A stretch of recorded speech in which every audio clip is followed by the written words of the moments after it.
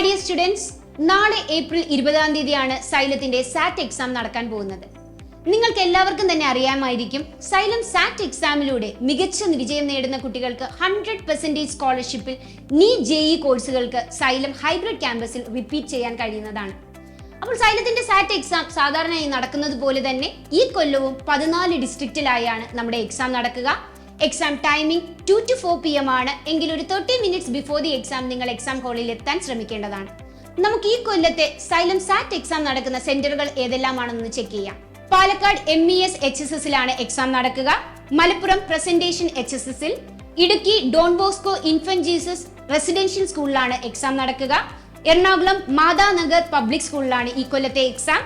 Alappuzha HDV boys HSSലാണ് exam നടക്കുക. കോട്ടയം ഗിരിദീപം സ്കൂളിലാണ് എക്സാം. കോഴിക്കോട് GV HSS നടക്കാവിലാണ്. Wayanad Saint Joseph convent school, Kannur Mubarak higher secondary school, Kasaragod Iqbal higher secondary school, Pathanamthitta Catholicate higher secondary school, Trivandrum Saint Joseph model higher secondary school and Kollam national public school.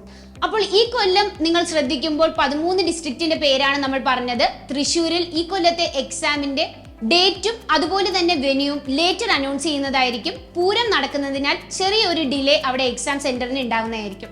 അപ്പോൾ എല്ലാവരും നല്ലപോലെ തന്നെ prepare ചെയ്ത് സാറ്റ് exam attend ചെയ്യുക. Best സ്കോളർഷിപ്പോടുകൂടി hybrid സെന്ററിൽ നിങ്ങൾക്കും പഠിക്കാം.